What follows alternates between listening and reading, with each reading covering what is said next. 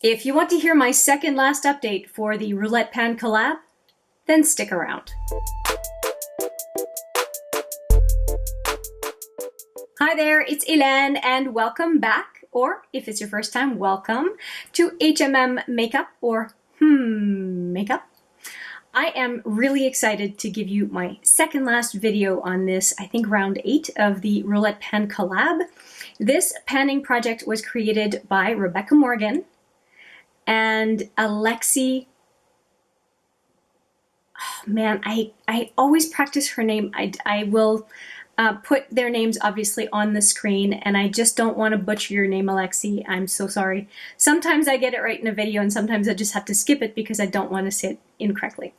Anyway, moving along, I want to give an update, but I'm going to be warning you, this is a really lousy update. It's not great. I usually am a lot better at panning, and this past month to 6 weeks, I have been consumed almost entirely by holiday sets. If you want to see the final video in that whole series of 24 videos, I will put it right there for you.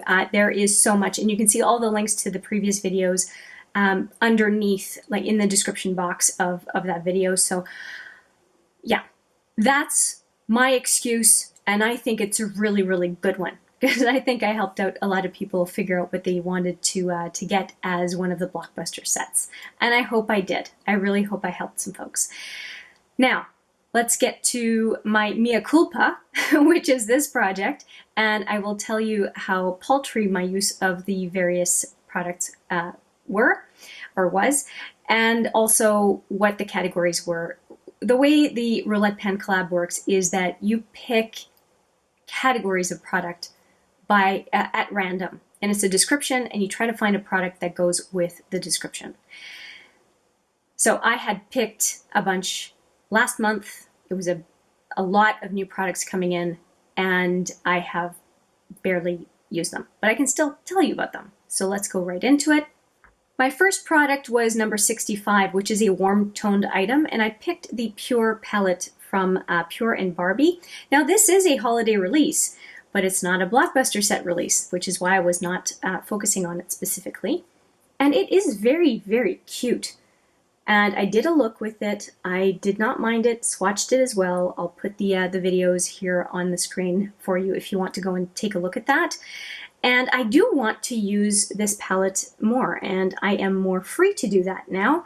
And I think that during the month of December, I will get to it, and I will leave it on my counter. I will not put it back in the display back there or in my drawer. I will leave it on the counter and make sure that I focus on using it during the month of December. Plus, I mean, how is this not a December palette, right? So it's going to get use in the month of December. I had zero use of the Pure and Barbie, unless that was obvious to you. I have not used it beyond that first impressions. The next one is number 25, which I did use late last month. I used it on the 29th of November, and it is this Metal Crush highlighter palette. I have no idea why I haven't used it more. It's a very easy palette to use. And, well, I know why. It's the same reason. I don't know why I'm saying I don't know. I know exactly why.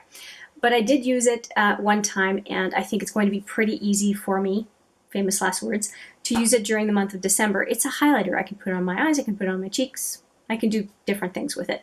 And it was a category where I said the product was too expensive. I picked it up, I think, for a third of the original price. There was no way I was going to pay what they were asking for right out of the gate. It's just 3 highlighters. Not a big deal. Do I like it? Yeah, I like it for the price I paid for it. Moving on to the third category. This next product is from category 99. It is a product that deserves more love. And I will say that the Sephora I Loves palette, I'll put a picture right there, is a great palette. I just did my palette collection video though, and it's a palette about this size, and I don't know what I did with it. It's a really pretty color story, and it was one of those 7-pan palettes from Sephora that just was not selling, and I can't figure out why. It's a beautiful color story, jewel tones on the bottom row, and it's delightful. I just don't know why it kind of bombed. So I'm looking forward to using it once I find it again, because everything got messed around because I was doing my palette collection. So anyway, I do look forward to using it, and I think that the tones will go well with this time of year. This next palette is for category 52, something for the season, and we are in holiday mode, so I guess I'll have kind of two palettes that are for the season. I picked the Stoned collection from Urban Decay, and I think a lot of the shadows work well for this time of year, plus it is the holiday palette for Urban Decay this year. So I think that that makes a whole lot of sense. Now, before this past month, I had used it a couple of times, and so now I just have to hunker down and use it. And basically, I'll have 3 eyeshadow palettes, and 10 days per eyeshadow palette should take me right up to the finale. So we will see what happens with that. The last 2 categories are single eyeshadows. And number 90 is exactly that, a single eyeshadow. So I picked the Pat McGrath Gold 005 Cream, and I have not used it once yet. So that's a bummer, but it's the reality of everything I explained already. So I won't talk about it anymore. It's just a gold shadow. I don't think it's anything special. I know, blasphemy. I just don't think it's anything special. Now, let's go to the last category of product, and that's number 52, which was multiples of the same. And so what I chose were 2 Inglot loose pigments, or loose eyeshadow, however you want to call it. I have 35 and 84, and I did manage to use 84 once on the 29th of November. So I did use it within this last period, and so I only have 4 more uses to go with these. Actually, I had 4 more uses. I now have 3 more uses of these. So these are definitely going to be completed by the finale, no question, because I really actually quite like them. And despite the fact that I was barely able to use anything else, I still managed to use these once. So I think that these are going to be a gimme, because out of everything I showed you, I do tend to be pulled by these. And so yeah, that should be a big check mark when I get to the finale. So that is my update. A little bit late. My apologies for that. It's just been a very crazy month of December so far. I hope you are having a good December yourself.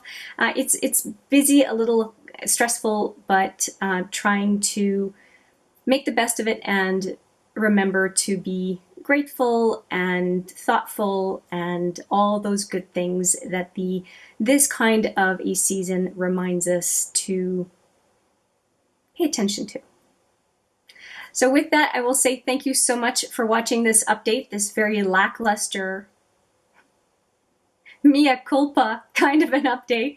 I hope that your penning projects, if you do any penning, are going well.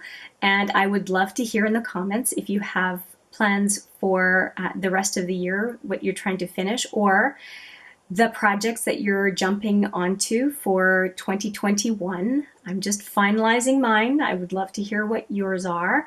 Yeah, with that, I will say thank you so much for watching. I appreciate it very much. I look forward to seeing you in that next video. But for now, take care and happy holidays. Bye for now.